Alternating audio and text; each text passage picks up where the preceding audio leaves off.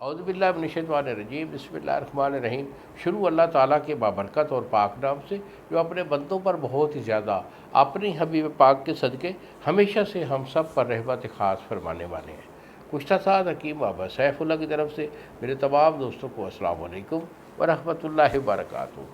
جی تو دوستو، آج میں شادی شدہ دوست میرے جو بھائی ہیں، میں ان سے مخاطب ہوں بالخصوص۔ تو چونکہ میرا یہ جو چینل ہے، اس میں میں خاص طور پر جو ہے نا فارمولے، نسخہ جات اور آپ کو مشورے دیتا رہتا ہوں قوت خاص کے ریلیٹڈ۔ تو اسی چیز پہ یہ جو ہے نا میرا کام زیادہ ہوتا ہے۔ تو اس کے جو میرے بھائی ہیں، شادی شدہ لوگ جو ہیں، ان کا ایک خاص ایشو ہوتا ہے کہ جب عمر ان کی 40-50 کے قریب آ جاتی ہے تو ان کے اندر جو ہے نا ویکنس بہت زیادہ ہو جاتی ہے۔ اور اس ویکنس کا ایک ایشو یہ بھی ہوتا ہے کہ صحبت کرنے کے بعد، یہ ایک بڑی، میں آپ کو بہت اچھی سی ایک جو ہے نا خبر دے رہا ہوں کہ صحبت کرنے کے بعد بندے کو استنجا اور وضو کر کے سونا چاہیے۔ پہلی چیز تو ہے کہ غسل کر کے سونا چاہیے، کیونکہ موت کا کچھ پتہ نہیں ہے۔ لیکن اگر کسی وجہ سے آپ نہا نہیں سکتے تو کم سے کم آپ وضو اور استنجا کر کے سویا کیجیے۔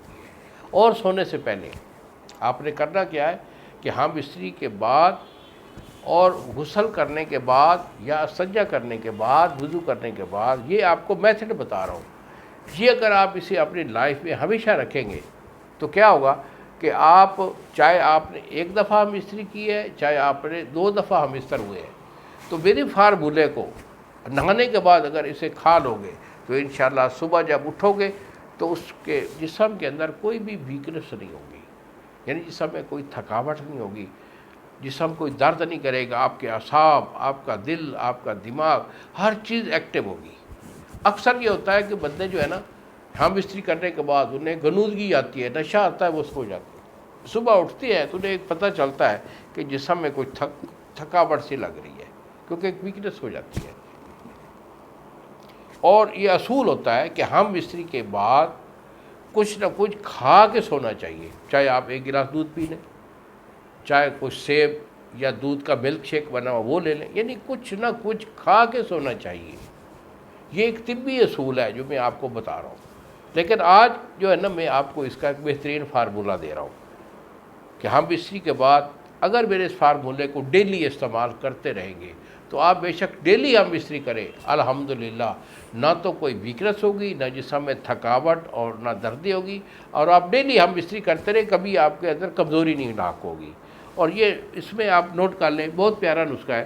اس میں آپ نے لینا ہے تخم السی، 1 پاؤ تخم السی ہے، 1 پاؤ تخم السی ہے، اور اس کے بعد چھوارا آپ کا 1 پاؤ ہے۔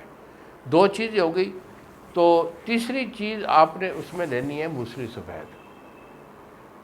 موسلی سفید آپ کی 1 چٹاک ہے۔ ان تینوں چیزوں کو آپ نے صفوف کر لینا ہے، صفوف کر کے اسے ڈبی میں محفوظ رکھیے۔ اور ہم بستری کے بعد جب آپ سونے لگیں تو اس سے پہلے 1 گلاس کڑوا دودھ ہو، اس کے ساتھ 1 چمچ آپ کھا لیں اور پھر سو جائیں۔ الحمدللہ جتنی بھی آپ کے اندر ویکنس ہوئی ہے، چاہے آپ 1 دفعہ ہم بستر ہوئے ہیں، چاہے 2 دفعہ ہوئے ہیں، تو انشاءاللہ جب سو کر اٹھیں گے تو ہر چیز کور ہو کر آپ بالکل جو ہے توانا اٹھیں گے۔ آپ کے اندر کوئی ویکنس، کوئی کمزوری، کسی قسم کی تھکاوٹ محسوس نہیں ہوگی۔ میرے سے مزید اگر کوئی مشورہ کرنا چاہے اس دواجی زندگی کے ریلیٹڈ، بیٹا یہی میرے 2 نمبر ہوتے ہیں جو آپ کے سامنے فون پر اسکرین پر آ رہے ہیں، مجھے فون کال کر کے مشورہ کر لیا کرے۔ انہی الفاظ کے ساتھ اجازت دی بابا جی کو۔ السلام علیکم ورحمۃ اللہ وبرکاتہ۔